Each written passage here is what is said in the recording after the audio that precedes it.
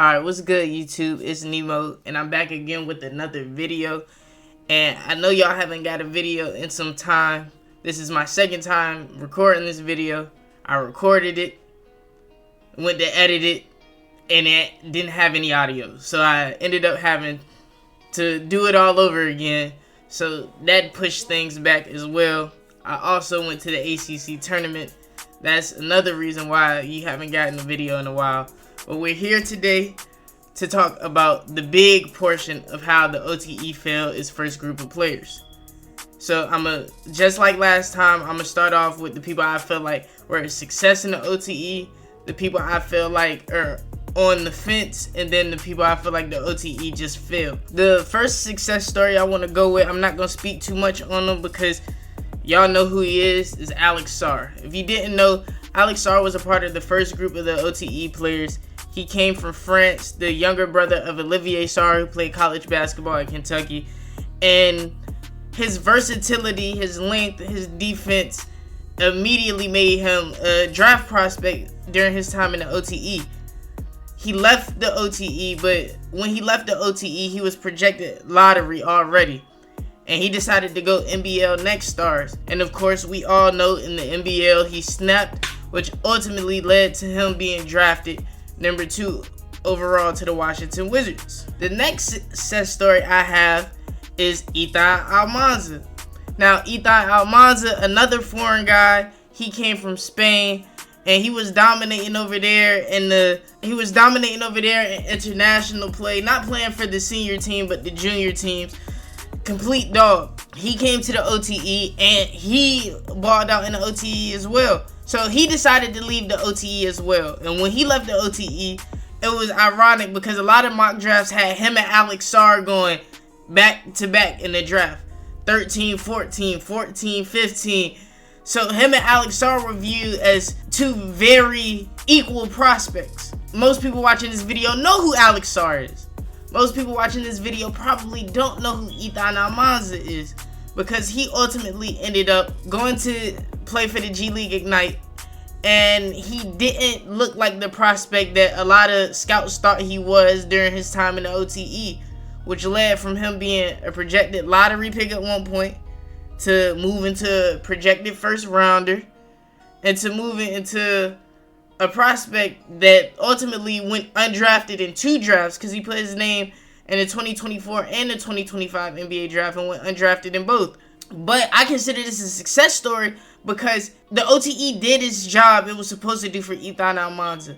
It put his name out there and made him a prospect that was supposed to be taken lottery. But as he decided to leave the OTE, that's when his draft stock took a turn. That's when his draft started to take a hit. The next player that I want to talk about is Malik Bowman.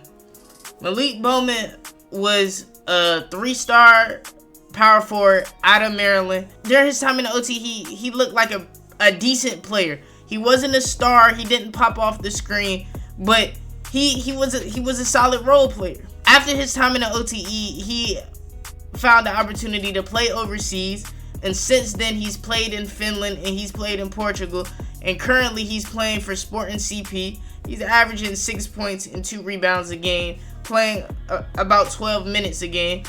And so I consider him an OTE success story because even though the OTE was supposed to be a bridge league to help guys go from high school to the NBA and allow them to get paid instead of going to college and being a slave to these universities, guys like Malik Bowman who weren't top 100 prospects, the NBA isn't always a guarantee.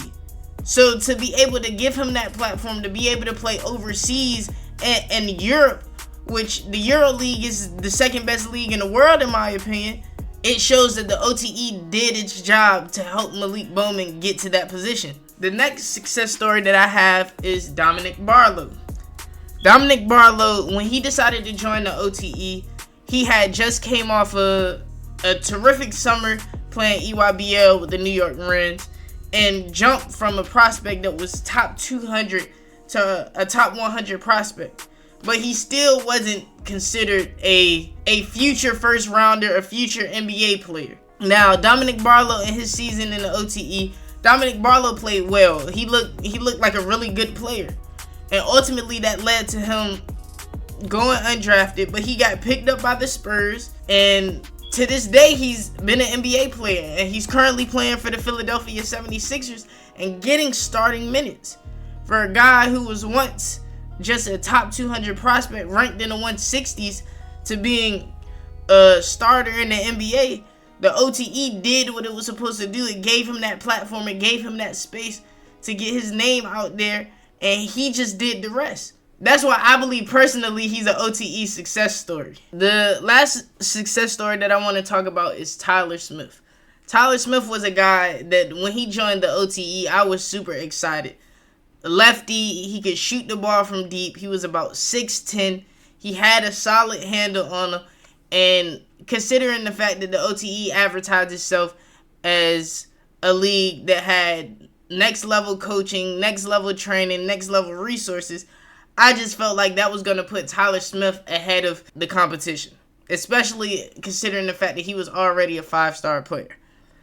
After Tyler Smith's stint in the OTE, Tyler Smith was a projected first rounder. The latest I saw him going was the last pick in the first round, but ultimately he decided, like Ethan Almanza, to join G League Ignite.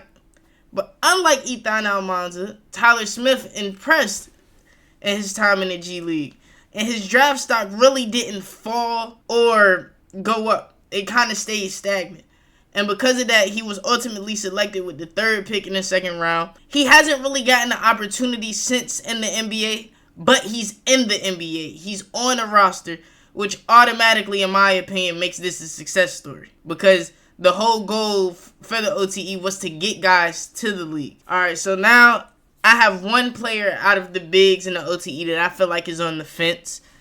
He could be a story of success. He could be a story of failure, depending on how you perceive the situation. And that player is Nathan Messiah Dio, a.k.a. Big Nate. Now, Big Nate played in France. He played U21 in France before his stint in the OTE. And he was a pretty solid player. His last U21 season in the OTE, before joining the OTE, he averaged 12 points a game and 5 rebounds, playing about 25 minutes a game. During his time in the OTE, Big Nate was a fan favorite with exciting blocks, exciting dunks, just bringing overall energy and passion to the game. He was fun to watch. Since his time in the OTE, he went back overseas and played a year in France. After that year in France, this most recent season, 2025-2026, he's gone to the G League, and his G League stint hasn't been pretty. Just this season alone, he's logged minutes for 3 different G League teams. The Texas Legends was his best stint. He played 12 games for them, averaging about 12 minutes a game, averaging about 3 points and 3 rebounds. He also played for the Stockton Kings, where he played 2 games, averaging about 3 minutes.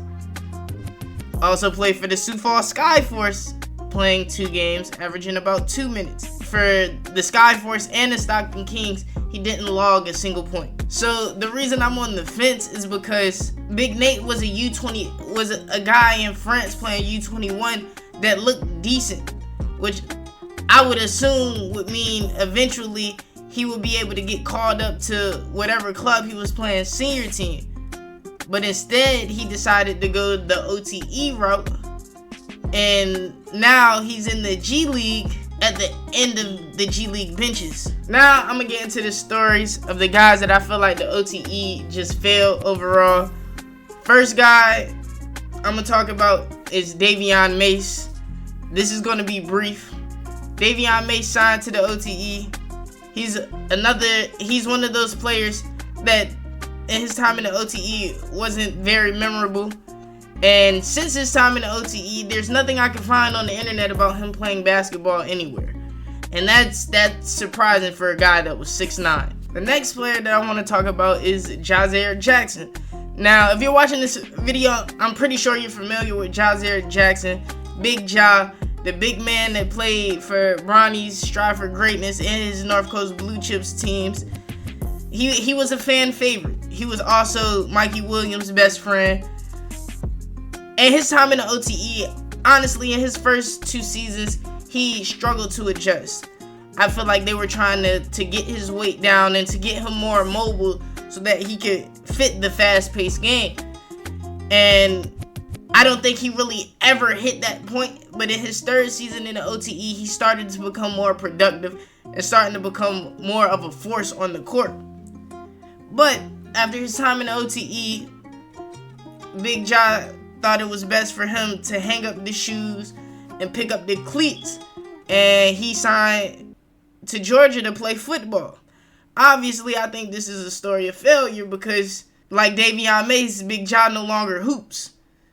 And so, in a sense, the OTE kind of was a waste of his time. Now I want to move on to Cook Yacht. Cook Yacht was a 3-star prospect out of Georgia, 6'8", power forward, super athletic.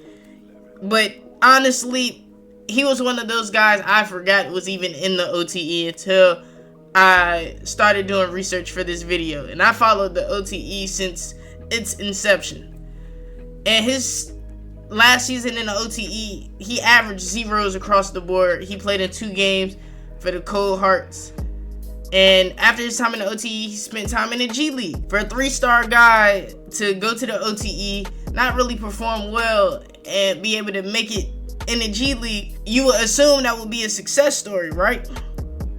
But like some of the guards in part 1, Cook Yacht is now exploring his college eligibility and trying to go to college. Is a story of failure in general when it comes to the OTE, because this was supposed to be a league to help players forego college, and they did that, and now they're trying to go back to college. So the OTE really just wasted their time. Alright, so the next 3 players I want to talk about are 3 guys that I feel like are in the same tier as John Montero in terms of the OTE failing them. And they may actually be worse than Jean Montero. 2 of those guys I'm going to talk about in the group. And then the last guy, the guy I feel like the OTE failed the worst, I'm going to talk about last. Now, the 2 that I'm going to talk about in the group are the Bewley twins. Matt Bewley and Ryan Bewley. Now, the Bewley twins were 5-star forwards that Matt Bewley was ranked as high as number 2 in the class of 2023, and Ryan Bewley was ranked as high as number 12 in the class of 2023 at the time that they decided to sign to the OTE. Now, initially, when they signed to the OTE, I thought they were going to be stars in the OTE, and that never happened. They struggled to adjust to the OTE, which was surprising to me because athletically, I thought they were there, but the OTE just was an adjustment for them, and they struggled. For both of them, once they adjusted to the OTE, they looked like solid players. They didn't look like stars. They didn't look like 5 stars, but they looked like solid players that had potential. However, after their time in the OTE, they didn't look like draftable prospects. For them, they were the first players post-OTE after the NIL era to try to go to college. They both enrolled in Chicago State and attempted to play for Chicago State's basketball team. But the NCAA deemed them ineligible, which ultimately led to them playing JUCO basketball. Now, already, you've known my opinion from the first 2 videos that I believe a guy going from OTE to college is a failure in the case of the OTE. Especially 5-star guys who had offers to Blue Bloods trying to go to Chicago State. But for those same 5-star guys, they couldn't even hoop at Chicago State, and now they're at JUCOs. It's crazy to me. And currently, they're both on the roster this season, 25-26, for the Daytona State Falcons. And I couldn't find any stats on Matt Bewley for this season, but last season he played 29 games for the Falcons. He only started 1, averaging about 13 minutes a game, and he averaged about 8 points. Now for Ryan Bewley, I was able to find stats from this season, the 25-26 season. And Ryan Bewley played in 32 games. He started 25 of those games, averaging around 9 points and 6 rebounds. Now these are 2 guys, once again, that were 5-star players, top 15 in the country. And they can't even give me double figures at the junior college level right now. You very much so could say that's on the recruiting services. Maybe they were overhyped. Maybe they weren't as good as advertised. You could also say that's the Bewley twins' fault. Maybe they didn't put in the work in the gym and didn't develop the way that they should have. But at the same time, they joined the OTE, which had these next level resources, next level coaching to be able to propel guys to the NBA. In terms of talent, I feel like the Bewley twins took a step back versus taking a step forward. The next player that I want to talk about, and the last player I'm going to talk about in this video, is Jalen Lewis. Now, if you don't know who Jalen Lewis is, that's the reason Jalen Lewis is in the failure category. Because at the time when Jalen Lewis signed to the OTE, he was the number 2 player in the class of 2023, with the only player being ranked above him being DJ Wagner. He was also the youngest pro basketball player in American history. Jalen Lewis went to the OTE and he showed flashes. He had games where he looked like the number 2 prospect in the country. And then he had games where, in my opinion, he looked like he didn't belong. He looked like he wasn't ready for prime time. And after his time in the OTE was up, of course, put his name in the draft, undrafted. The Bucks signed him to an Exhibit 10 deal, but a couple of days later, he was placed on waivers. He spent time in the G League last year, the 24-25 season, with the Wisconsin Herd. And in his time with the Wisconsin Herd, he played 22 games, getting about 6 minutes a game, averaging 0.6 points and 0.9 rebounds. And since then, last year's G League season, I haven't been able to find anything on Jalen Lewis. And I ultimately feel like he is the OTE's biggest failure because he was the OTE's youngest player.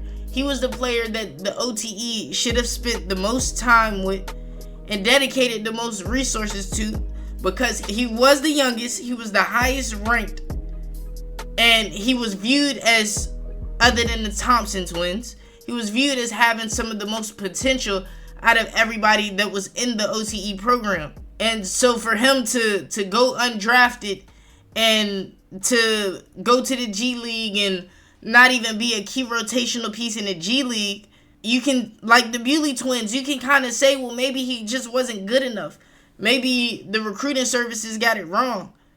But at the same time, they signed him at 16 years old with pro-level coaching, pro-level resources. By the time he got to the NBA, even if he went undrafted, by the time he got to the G League, I still feel like he should have been able to make some type of noise. And I really feel for Jalen Lewis because I honestly think if he stays in high school and goes the traditional route, that maybe he could be on the NBA roster right now. Maybe he could be, and if not on the NBA roster, maybe he could be a two-way player. But right now, he's neither. He's not on the NBA roster. He's not a two-way player. He's not a G League player. I can't even find him playing basketball in a professional league for the 25-26 season. Now, if you like the video, make sure you go ahead, hit the like button. You subscribe, you share the video with your friends. And just tell me what you think. I want to know if y'all think the OTE failed some of these players. If y'all think the players failed themselves by deciding to chase the bag. And until next time, y'all, I'm out.